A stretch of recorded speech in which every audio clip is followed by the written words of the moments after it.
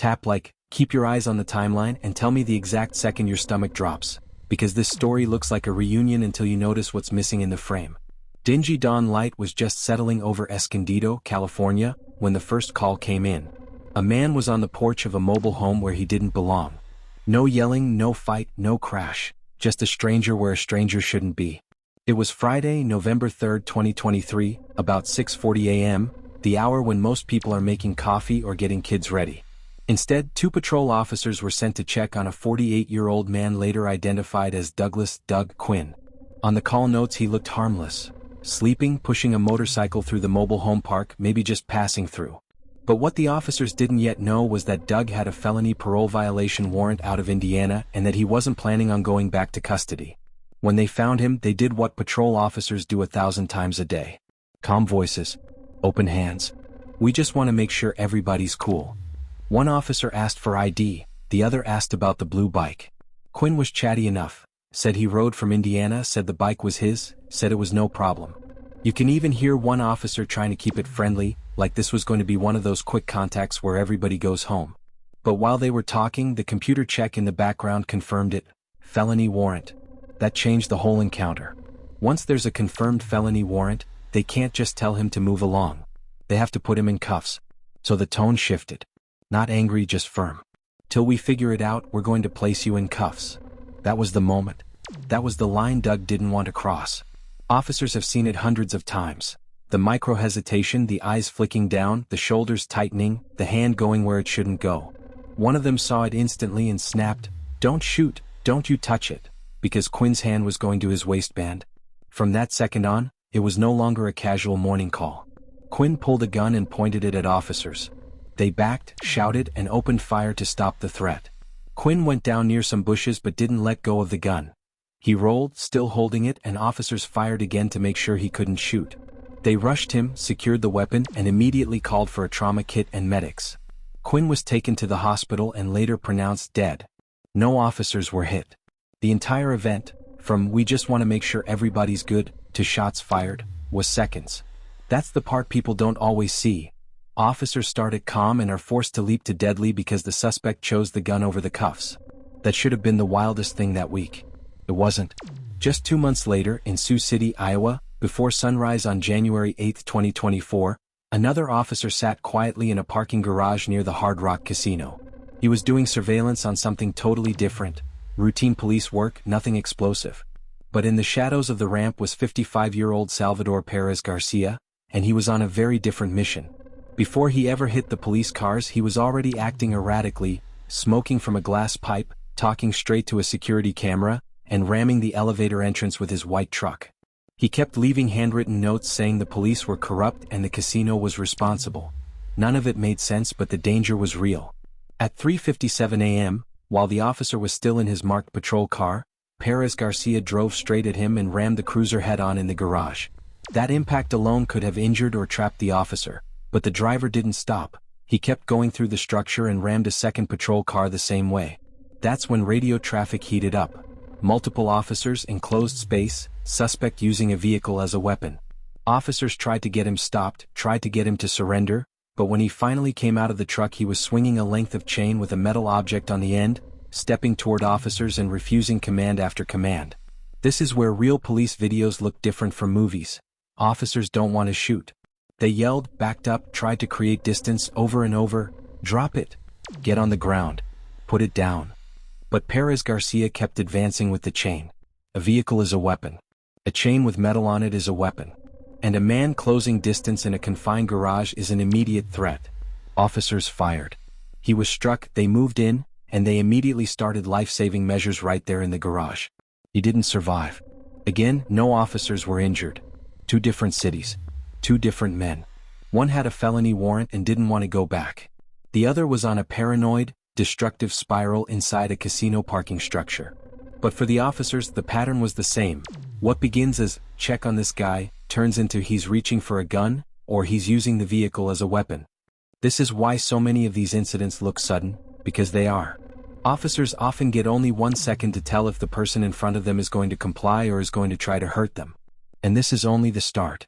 Because what happened next in 2025 in Aurora, Colorado, and later in Los Angeles, Fort Myers and Oklahoma City, would show the same thing again and again. Traffic stops that explode into fights over a gun on the ground, robbery suspects pointing weapons in tight alleys, hostage takers forcing SWAT to make precision shots through computer monitors, and drivers who would rather wreck their cars at 90 miles per hour than pull over. This is the world those officers stepped into every shift. The sun was still up in Aurora, Colorado when the next one went bad. It wasn't a SWAT call, not a wanted felon, not even a robbery, just a traffic stop on August 30, 2025, around 7:31 p.m. An officer tried to pull over a vehicle for a traffic violation, something so ordinary it barely makes radio chatter. But the driver didn't want to stop. He pushed it instead, and in a few seconds the simple stop became a serious crash on East 6th Avenue. The suspect's car clipped an eastbound vehicle, crossed the median and smashed into a westbound car. Now instead of a ticket, the officer had a crash scene, unknown injuries and a non-compliant driver. Body cam from incidents like this always shows the same immediate tone shift. Officer running, voice loud but controlled, "Stay in the car. Don't move." That's officer survival and victim safety at the same time. But this driver didn't stay put. He got out, ignored the commands and made it physical. While the officer was trying to gain control, he spotted something that changes everything. A gun on the ground near the suspect. The suspect wasn't holding it yet, but he was close enough to grab it if the officer lost control for even a second. That is the worst position for a lone officer, fighting a non-compliant suspect with a firearm within arm's reach. The officer did what he had to do, kept yelling, kept backing, kept trying to get him on the ground. But the man didn't back off. He squared up, advanced in a fighting stance and ignored every order. At that point, the officer had to assume the man was going for the weapon. Shots were fired. The suspect went down. Other officers arrived, secured the scene and gave medical aid, but the man was pronounced dead. One bad decision, refusing to obey right next to a gun, turned a traffic stop into a deadly force incident. You'd think people would see these videos and stop doing it? But hours away and months apart, the same pattern played out in Los Angeles. On May 28, 2025, around 3:20 a.m., the time of night when the city is dark but never really asleep, LAPD officers rolled on a robbery in progress on Southwestern Avenue. The suspect, later ID'd as 41-year-old Christopher Hall, was reported armed with a gun and had possibly assaulted a female employee. So from the start, officers were on high alert. Armed suspect. Recent violence. Still in the area. Air support and witnesses helped track him into an apartment complex. Tight walkways, bad angles, lots of places to hide. Officers confronted him in a narrow passage and gave the same commands you've heard 100 times in these clips. Drop the gun. Don't move. Instead of dropping it, Hall pointed the weapon at officers. In that split second, officers fired. He wasn't hit, but he dropped the gun and tried to climb a fence to get away. Now it was turning into a foot pursuit. One officer deployed a taser, bringing him to the ground, and they took him into custody. Only then did they find out the gun was a black airsoft replica. The clerk was shaken but suffered only minor injuries. No officers or bystanders were hurt. That's the part viewers argue about online. It was only an airsoft. But officers didn't have that information when the suspect pointed it. In a dark alley at 3:20 a.m., a black pistol pointed at police is a deadly threat. They reacted to what they saw, not to what it turned out to be. If LA was a he pointed the gun situation, Fort Myers, Florida, was the opposite. A hostage crisis where officers tried everything not to shoot. February 6, 2024. Bank of America. The FBI and Lee County deputies rushed to the scene on a report of a robbery and hostages. The suspect, 36-year-old Sterling Alavash, claimed to have a bomb and was holding a knife to a hostage's throat. That's as high risk as it gets. Closed space, civilians close to the suspect, threat of explosives, and a weapon already on the victim. Negotiators talked, tried to keep him calm, tried to build rapport. You can even hear the negotiator trying to humanize it. "I've got kids too, I want to help you." That's not acting. That's how trained negotiators try to pull someone back from the edge. But then it reached the point every SWAT team trains for. The suspect put the knife to the hostage's neck. There is no time to debate policy at that moment. A sniper, watching through glass and tech, took a single precision shot through a computer monitor, struck the suspect in the head, and ended the threat instantly. Flashbangs went off, entry team moved, hostages rescued, suspect neutralized. It was fast, surgical, and the only way to stop a man already at the "I will hurt her right now" stage. People don't always realize this. Sometimes the most violent-looking police action is actually the most life-saving one. But not every call is a bank robbery. Sometimes it starts like, he's outside shooting, and ends like, why didn't he just drop the gun? April 12, 2024, Oklahoma City. Officers respond to reports that 59-year-old Juan Castañeda Guerrero had been firing a gun outside and was now inside a residence. Officers arrived, took cover, and started doing what policy says. Verbal commands, distance, less lethal in position. Guerrero came out with the gun still in his hand. Officers hit him with a 40mm less lethal round, meant to stop him without killing him.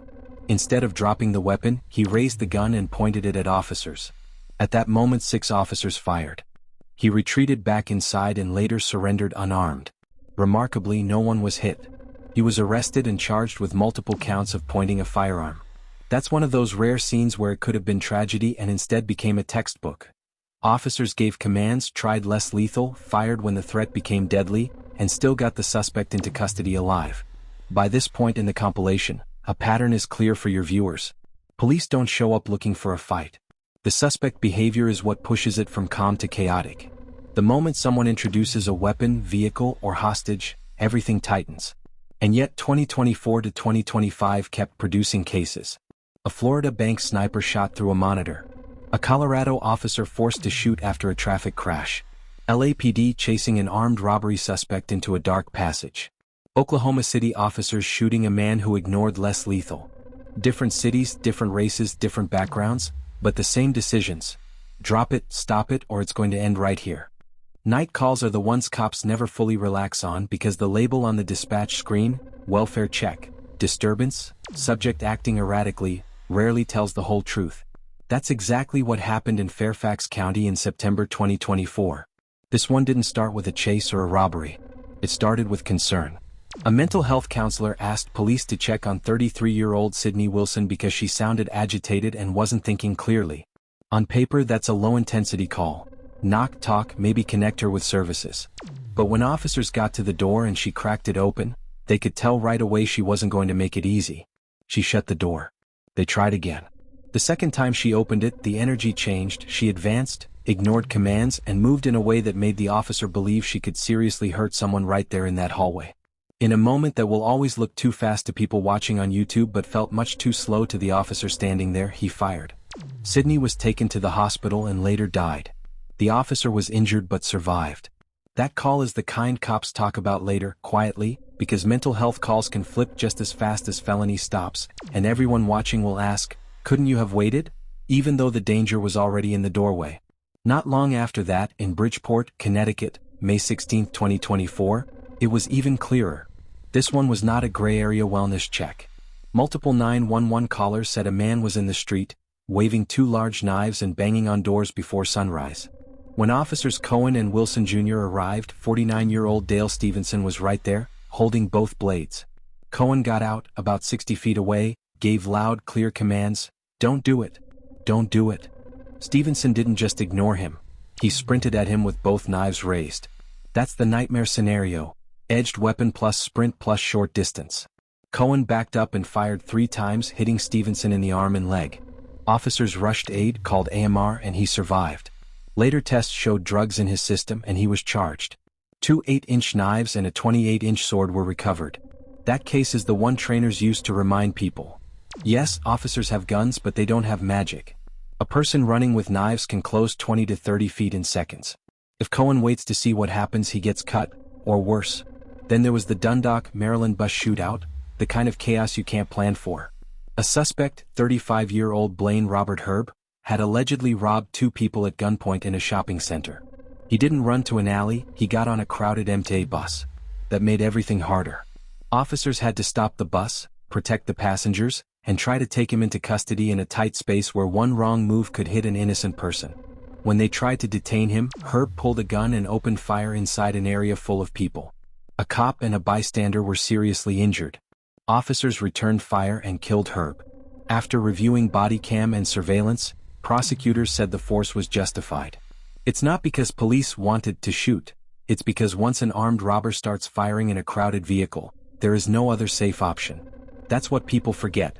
Police aren't only protecting themselves, they're protecting everyone trapped in the kill zone.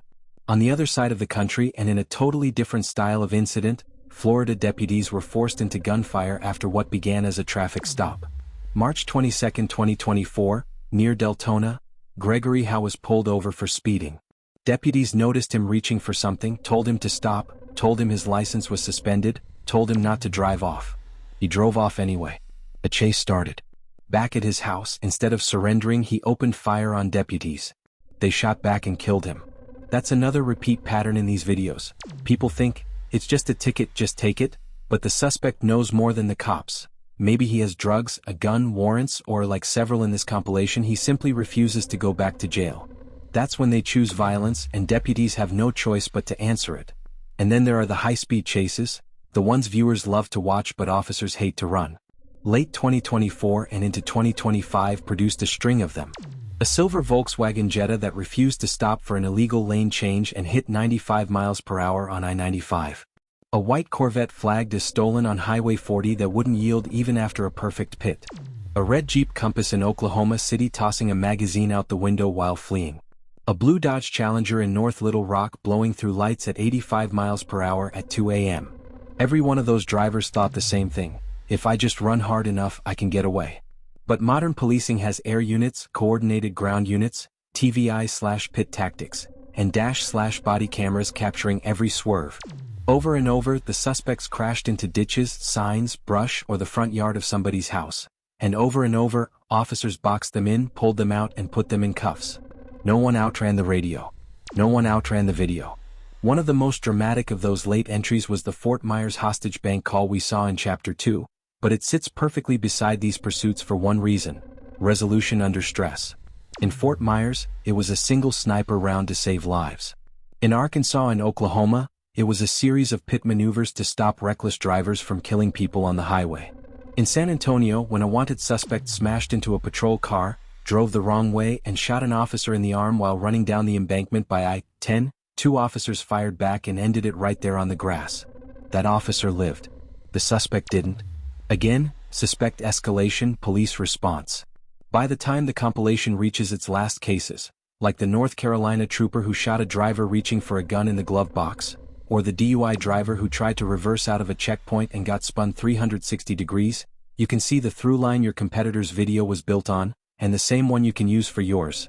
These aren't random brutal moments.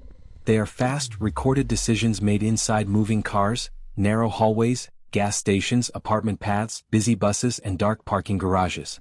Sometimes the suspect lives, sometimes they don't, but the key fact is the same in almost every single scene.